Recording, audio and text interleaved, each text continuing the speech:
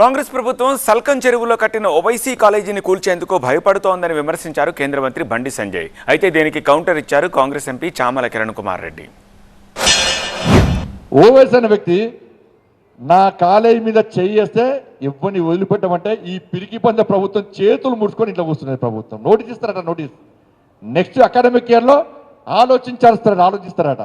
అంటే చేయలేని చవట చేసిన ప్రభుత్వం కాంగ్రెస్ పార్టీ ప్రభుత్వం. ఇవాళ ఓవైసీ వార్నింగ్ ఇస్తే భయపడే ప్రభుత్వం కాంగ్రెస్ పార్టీ ప్రభుత్వం. దానిలో చదువుకునే 40,000 మంది విద్యార్థులకు ఏదో రకంగా న్యాయం చేయాల్సిందే, అన్యాయం చేయద్దు.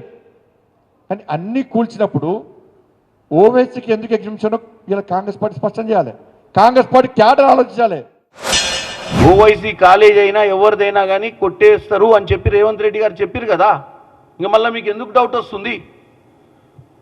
ఏ రోజైతే ఇవన్నీ మీకు ఒకవేళ సునకానందం పొందాలనుకుంటే ఏదైనా బిల్డింగులు కూలగొట్టినప్పుడు మిమ్మల్ని డెఫినెట్గా అటువంటి బిల్డింగులు కూలగొట్టినప్పుడు బండి సంజయ్ గారిని ఒక మంచి గ్యాలరీ ఏర్పాటు చేసి ఒక కొంచెం దూరంలో కుర్చీలు వేసి కూర్చోబెట్టి కూలగొట్టేటప్పుడు మీరు వీక్షించే విధంగా పెడతామని చెప్తున్నాను. ఎందుకంటే మీరు కొన్ని బిల్డింగ్ల మీకు బాగా ఆసక్తి ఉంది.